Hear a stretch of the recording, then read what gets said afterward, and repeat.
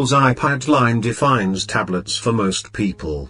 iPads are powerful, widely known, and simple. Most schools and businesses understand and cater to iPad users.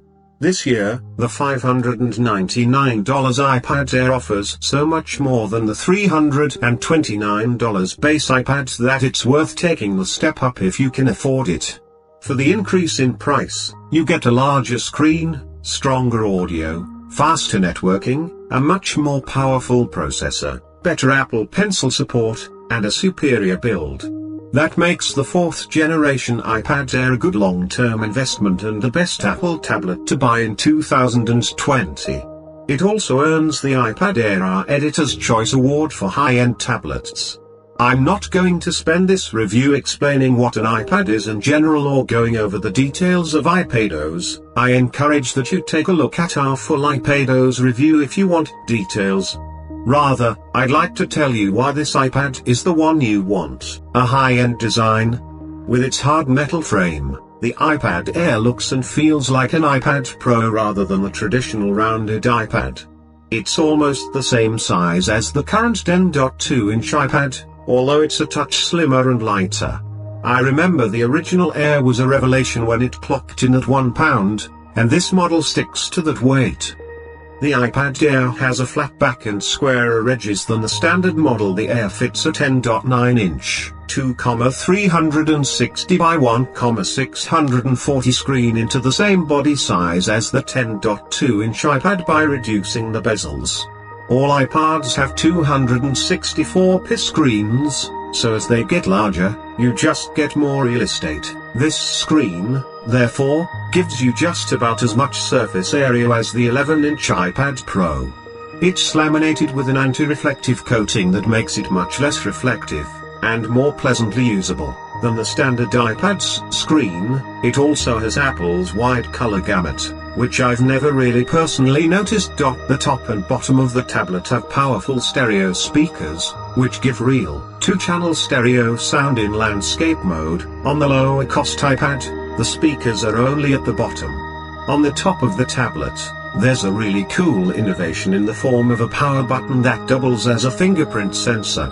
This means the Air doesn't have to have a big bezel for a physical home button, but it can also use a fingerprint sensor, so you don't have to futz around with trying to face unlock the tablet when you're wearing a mask. Unleash the power. The new iPad Air uses an Apple A14 processor with 4GB of RAM and either 64GB or 256GB of storage. It's the fastest iPad available, and benchmarks faster than any Android device, as well. Here are the numbers. Our iPad Air scored 639,962 on the Antutu benchmark, 595 on Benchmark Web, 1,572 single-core and 3,931 multi-core on Geekbench 5. 108,481 on 3Mark Ice Storm Unlimited, and 12,331 on Geekbench's GPU Compute benchmark. That's 20% higher on Geekbench Multicore and 22% better on web browsing than the Samsung Galaxy S20 Ultra, the most powerful Android device currently available. It's 58% faster on Geekbench and 44% faster on Antutu than the base 2020 iPad. This is a super fast chipset. The 2020 models of the iPad Pro use an A12Z processor with 8 CPU and 8 graphics cores, as opposed to the A14's 6 CPU and 4 graphics cores. Each of the A14 cores is better, but the A12Z has more of them, so comparing the Air to the Pro is a mixed bag. The Air scored about the same on 3Mark as the Pro and scored 25% better on the Geekbench Compute benchmark, but got overpowered by sheer core edge on some of the other tests. The Pro scored 15% ahead of the Air on Antutu, and 16% better on Geekbench Multicore. I don't have a Surface Go 2 on hand for comparisons, but Geekbench's browser says that the Intel Core M3 version scores up to 1,605 in multi-core, less than half of what the A14 accomplishes. All of these numbers mean absolutely impeccable performance on the iPad Air. No matter what I was doing, whether it was video chats, action games, or Apple Pencil-enabled art programs, it was smooth and responsive. The one weak spot in this entire review is battery life. iPads have never been great at screen on time in our tests. This one managed to stream YouTube for just 4 hours, 45 minutes before needing a charge, even shorter than previous models. I'm going to run another battery test to see if that holds up, and will update this section with my results. The Zoom machine. The iPad Air has a 12-megapixel main camera, the same as the main camera on the iPad Pro, and a 7-megapixel front-facing camera, again the same as the front camera on the Pro. The main camera is a bit of an improvement over the base iPad's 8-megapixel sensor. It records 4K video rather than 1080p, and has better HDR and low-light capabilities. But the real news here, and one of the big reasons you want this tablet in 2020, is the front-facing camera. The low-cost iPad has a grainy 1.2-megapixel camera that's better than a laptop webcam, but not by much. The iPad Air has a 7-megapixel front camera with much stronger low-light capabilities and makes you look infinitely better on Zoom calls. The iPad Air, right, lit my face much better than the iPad, left, at the same time, in the same room, with the same lighting. There are two big reasons to choose the iPad Air over another tablet or laptop for a Zoom lifestyle, and one critical reason not to. The Air's front-facing camera is far better than any laptop's built-in camera, and it's better than most consumer add-on webcams, too. It handles low light well and balances different lighting without making you hideously shiny. The Wi-Fi connectivity is excellent, certainly better than an older laptop, and if you get the LTE version, you have a backup connection. It's harder to tell the difference with the rear cameras, but the iPad Air, left, is still sharper than the standard iPad, right. The problem is that iPad still doesn't multitask well. If you're making a Zoom, Google, or web video call and open a second window, it shuts off your camera. So it's impossible to follow a Zoom call and look like you're paying attention while you're really doing something else, which is critical for a lot of people. If you're okay with the camera turning off, audio still works, so you can follow a lecture and still take notes. But that just won't work for many meetings. That puts the Surface Go 2, for example, ahead of the iPad Air simply because it can run 2 windows on an equal basis. That said, my daughter would shove me if I made her give up her iPad for a Windows laptop. She has a Windows laptop to do Adobe Creative Suite work on, and every time she boots it up, she gets assaulted with complicated settings and update messages. While I definitely prefer the power of Windows, I can see the argument for the simplicity of iPadOS, provided you're okay with this limitation, boosted Wi-Fi. The iPad Air comes in 2 networking models, a Wi-Fi only base version and, as usual, a model with LTE added on for $130. This year's iPads don't support 5G, but 5G doesn't make a big difference right now. Better Wi-Fi and 4G performance, on the other hand, does. The Air uses the Wi-Fi and 4G chipsets from the iPad Pro line, which have significantly better performance than the one in the base iPad. The Air has Wi-Fi 6, which the base model doesn't, but you don't need a Wi-Fi 6 router to see the difference here.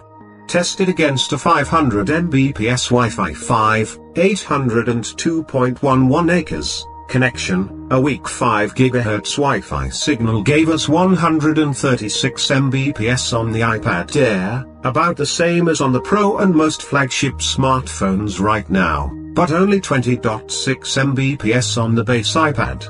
That's a big difference. Note that you need to be using 5 GHz Wi-Fi to see this difference, as the 2 tablets have about the same performance when ratcheted down to 2.4 GHz only mode. The Air has better LTE and Bluetooth than the base iPad, as well. The Bluetooth support jumps from version 4.2 to version 5.0 for longer range. and LTE support adds bands 46 and 48, also known as LA and CBRS. These are high-speed, in-city network bands that are used to give Wi-Fi or 5G-like speeds in inner-city areas, accessorizing the iPad Air. The iPad Air comes with a 20 watts USB-C power adapter and a charging cable. It works with accessories for the 11-inch iPad Pro, including Apple's Magic Keyboard, $299, and Smart Keyboard Folio, $179, as well as third-party keyboards like the Logitech Slim Folio Pro, $119.99, and Logitech Folio Touch, $159. It also works with Bluetooth keyboards and mice, which is a much cheaper way to put together a virtual laptop. You can go with the Logitech K480 keyboard, $49.99, which has a groove for the tablet, plus an N350 mouse, $29.99. For instance, Apple's Magic Keyboard has a luxurious feel, but it's really expensive if you're going to use the Air as a primary laptop for school. You absolutely need a keyboard. The difference in text entry fluidity between using the on-screen keyboard and using a physical keyboard is huge. Just as much as the tactile feel of the keys helps, you get back all of the screen real estate that was being used for the on-screen keyboard. Apple's keyboards are excellent but very expensive. I actually prefer the Smart Keyboard Folio to the Magic Keyboard. The Magic Keyboard includes a trackpad, but it's expensive and stiff. Having used both trackpad-enabled and non-trackpad-enabled iPad keyboards for a while, I take back my former insistence that trackpads really matter when working on an iPad. It doesn't actually bother me to tap the screen. The iPad Air also works with the $129 second-generation Apple Pencil stylus, which is notably superior to the first-generation Pencil compatible with the entry-level iPad. The second-generation Pencil has a matte feel and, more importantly, isn't completely round, so it doesn't roll around in your hand and won't roll off a table. It also attaches and charges on the side of your iPad magnetically, which makes it much harder to lose with several iPads kicking around the house. Writing with the Apple Pencil has an excellent matte feel, close to pen on paper. The Air lacks the iPad Pro's 120Hz ProMotion display with 240Hz touch sampling, and in lab tests, that does mean a less responsive stylus. But in real life, you don't notice. I gave both the Air and the Pro to my wife, an artist and art teacher, and she couldn't tell the difference in terms of responsiveness. Brushes in Procreate on the two devices do act a little differently, but we can't say that one is better than the other. Of course, the iPad Air can also be protected and personalized with a plethora of cases. The iPad Air compared. I've spent most of this review comparing the Air only to the base model iPad. What about Android or Windows tablets, you might ask? The Air is priced similarly to Samsung's Galaxy Tab S7 and to the higher-end version of the Microsoft Surface Go 2. Yet you don't hear a lot of people comparing the three devices side by side. Why is that? In terms of the Tab S7, there just isn't a big community or a lot of software support around Android tablets, unfortunately. That means powerful creative apps like Photoshop, Illustrator, and Procreate are available for iPads and not for Android tablets. Video editing apps are definitely better on iPad. Most schools support the iPad by default, but not necessarily Android tablets. The Microsoft Office Suite and Google's Cloud Office Suite are about the same on the two platforms, but unless you're an all-Android household, it's really hard to make an argument to get the Tab S7 over the better supported iPad. You can see here how smaller bezels let the iPad Air, right, have a bigger screen than the standard iPad, left. In the same body size. The argument around Windows machines is more complex. The iPad is faster, smoother, and more powerful, purely from a hardware perspective, than the Surface Go 2. It boots much more quickly, crashes less often, and is less prone to annoying malware. On the other hand, the Surface Go 2 can run 2 programs at once. It's absolutely ridiculous that you can't do a video call on the iPad while simultaneously editing a document, and if that's a deal-breaker feature for you, I get it. The best iPad for 2020. The iPad Air is the best value among Apple's iPad lineup, and a slam dunk for Tablet of the Year. The lower-cost iPad is still very good, mind you. I just think the upsell is worth it, especially because this is a tablet you're going to be hanging on to for years.